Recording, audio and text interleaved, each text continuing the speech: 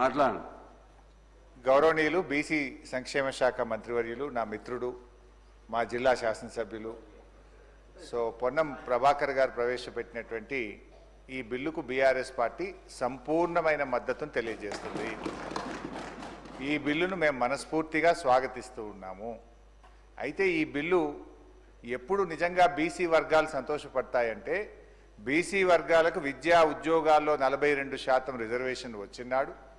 BC వర్గాలకు స్థానిక సంస్థల్లో పట్టణ మరియు గ్రామీణ ప్రాంతంలో 42% రిజర్వేషన్ ఫలాలు వారికి పూర్తిగా అందినప్పుడు ఆ వర్గాలు చాలా సంతోషపడతాయి. అవి అందాలని కోరుకుంటున్నాం. అవి అందే ప్రక్రియలో రాష్ట్ర శాసనసభ ఏకగ్రీవ తీర్మానం చేయడంతో పాటు రేపు కేంద్రంలో పార్లమెంట్లో పోరాటానికి కూడా బీఆర్ఎస్ పార్టీ కలిసి వస్తుంది. మాకున్న 4 రాజ్యసభ సభ్యులు కూడా ఏకగ్రీవంగా ఈ బిల్లుకు మద్దతు ఇస్తూ మేము ఓటేస్తాం. అయితే ఈ బిల్లు పాస్ కావాలంటే ఏం కావాలి అధ్యక్ష? రాహుల్ గాంధీ గారు ఇలా ప్రధాన ప్రతిపక్ష నాయకుడు, 100 మంది ఎంపీలు ఉన్నారు. వారు మరి ఈ బిల్లు మీద ఒత్తిడి తేవడానికి పార్లమెంట్లో వారు కృషి చేయాల్సినటువంటి అవసరం ఉంది. దానికోసం వారిని గట్టిగా రాహుల్ గాంధీ గారు ఇలా పూనుకోవాల్సినటువంటి అవసరం ఉంది. అయితే మా మిత్రులు పొన్నం ప్రభాకర్ గారు మేమేదో మిస్గైడ్ చేస్తున్నాం అనేటువంటి మాట మాట్లాడినరు. అది కరెక్ట్ కాదు.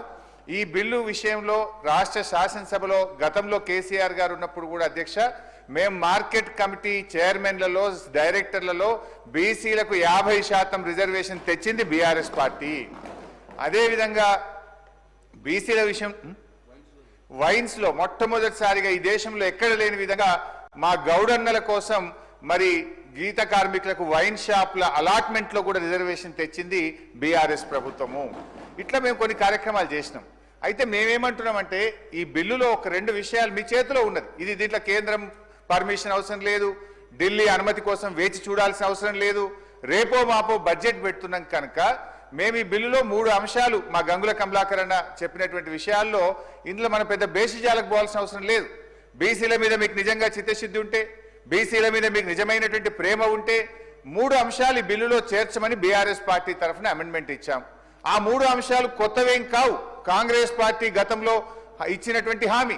అందులో మొట్టమొదటిది గౌరవనీయులు గంగుల గారు చెప్పినట్టు 42% ప్రభుత్వ కాంట్రాక్ట్లలో బీసీలకు రిజర్వేషన్ చేస్తూ ఈ బిల్లులో చేర్చండి.